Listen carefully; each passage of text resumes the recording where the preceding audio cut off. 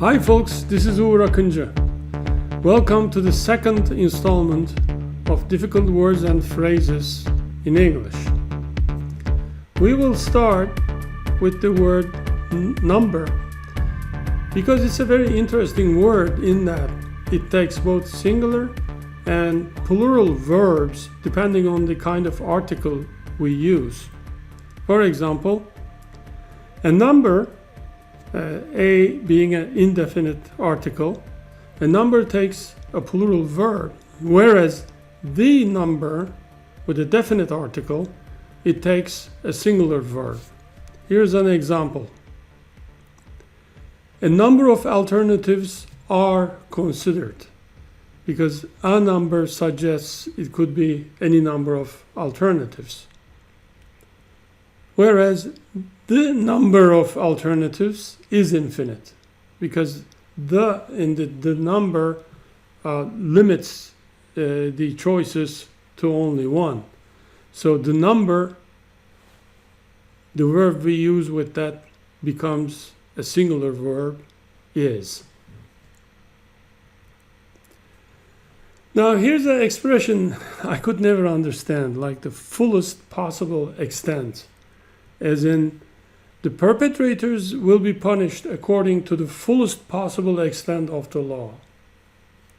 I mean, is there a half full possible extent of the law, or like an impossible extent of the law? I mean, the alternatives don't make sense anyway. So I would just drop it and never use it. I would just say the perpetrators will be punished according to the law. Biennial versus biennial. Biennial. It's kind of hard to pronounce for me. Biennial versus biennial. Now, biennial means twice a year, every 6 months. Biennial means once every 2 years. For example, once in every 6 months, I have my biennial checkup.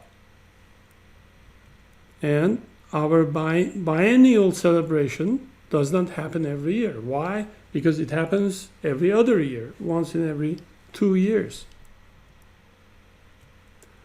Already versus already.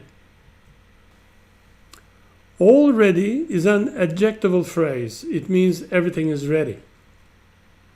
But already is an adverb that refers to something that has already happened. For example, our team is all ready for the rescue, but our team has already rescued the stranded passengers. Now, feel free to me is a very patronizing and condescending phrase, even though I have, of course, used it in the past. It's like, how are we implying that the other person is not free and is asking for our permission to be free to do something?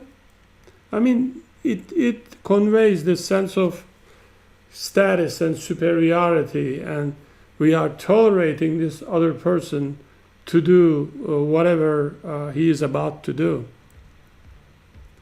I would say just don't use it at all. For example, instead of feel free to ask any question you may have, I would just say, we welcome any question you may have.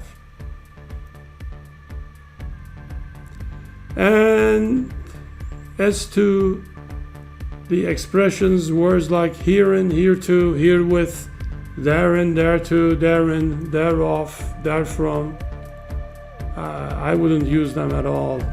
Just drop them unless you are writing a legal document. Thanks for watching, and I see you in another video.